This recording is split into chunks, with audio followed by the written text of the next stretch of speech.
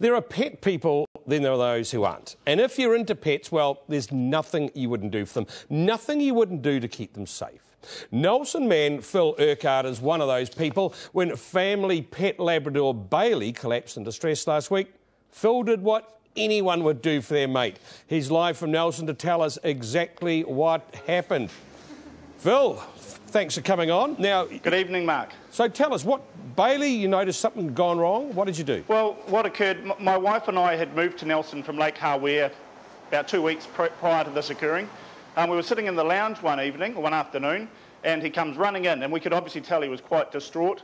His back end of his body was close to the ground, and he was almost dragging himself. My first impression was that he'd been hit by a car, perhaps, or had sustained some sort of injury.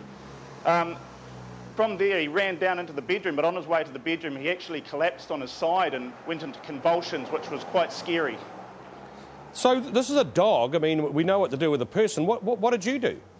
Well, I ran to him to try and offer some assistance. When I got there, I noticed he wasn't breathing at all. So my first instinct was to jump up behind him and sort of wrap my arms around him and perform what you know as the standard Heimlich manoeuvre.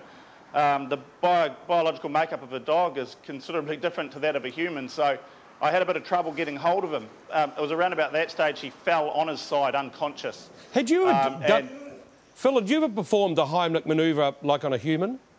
Not seriously. We had learnt the Heimlich manoeuvre through scouts, through Cub Scouts, and I guess while we were learning it, we probably ran around like fools performing it on each other, but with no intent to save anybody's life, that's for sure. So you've done this to Bailey. Did that sort it out? Well, by that stage, he was lying on the floor and he was unconscious, and my wife was in the background. She was reasonably hysterical.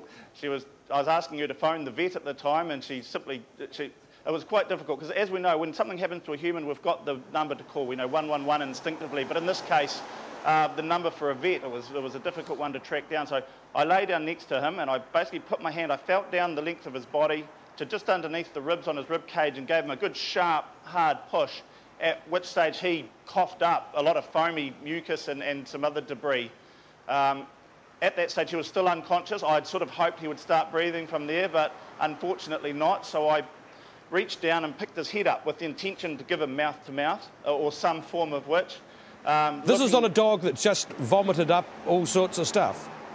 I imagine it was, and as we know, labs are liable to eat anything, and they don't necessarily eat; they inhale their food. So what I understand is there was a group of bones, a little bit of rubbish, just some stuff that he probably shouldn't have been eating. So by this stage, I lifted his head up, and I was going to give him mouth to mouth, but as we know, the shape of a dog's mouth was very unusual, so rather than sort of wrap my lips around that, I closed his mouth, held it shut, and breathed in, sealed around his nose and breathed through there probably about 5 times. On the final one, he gave a bit of a sneeze and came to, which, as I'm sure you're all aware, we were very relieved to see. I bet you. Have you got Bailey there with you, Phil? I absolutely do. Let's have a look at this dog. He's coming over for a visit. Here, babe. Come on. Here we go. Does Bailey appreciate you saved his life? I think so. The last few days he has been a bit subdued since the incident, and also sort of he sits close to my feet at the couch. He won't go anywhere else. But I mean, my children are probably the ones that have been most appreciative of it. The fact that we've still got our puppy. Well, he doesn't look like a puppy, but he is. Well, look, we've still got our puppy with us. So you saved your dog and you're a hero in the eyes of your children. It can't get better than that. No, absolutely. I mean, what more could you ask for, I guess? Hey, look, that is fantastic because, as you said, I mean, it's easy for dealing with humans.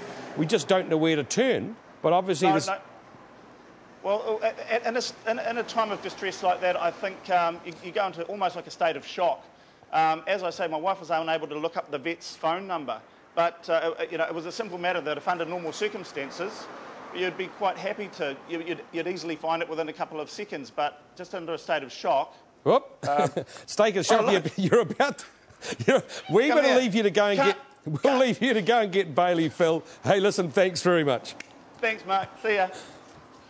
Well, that would be the last thing we need, wouldn't it, after saving his life?